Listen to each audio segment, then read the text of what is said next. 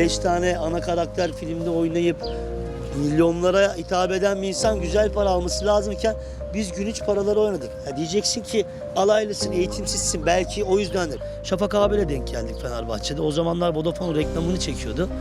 Öyle abi kardeş olduk. Eski tanırım kendisini zaten. Sinema filmlerinde bize vesile oldu tanınmamıza. İşte milyonların kalbine taht kurduk. 2011 yılında Kolpaçino filmiyle adamım adam yaparım. 10 numara namaz kılarım. Dat ne basıyorsun mübarek yerde kornaya. Bak boğazıma antibiyotik alırım. Yoksa 10 numara namaz kılarım abi. 5 tane replik. Daha ilk projem. Abi çok değişik şeylerle karşı oturduğumuz yerden geçerken oraya bakıyorlar, sonra bana bakıyor. Aa bu abi mi? Şaşırıyorlar, abi sen parayı bulamadın mı? Mevzu parayı bulup bulmamak değil ki kardeşim. Mevzu insanlarla iç içe olmak.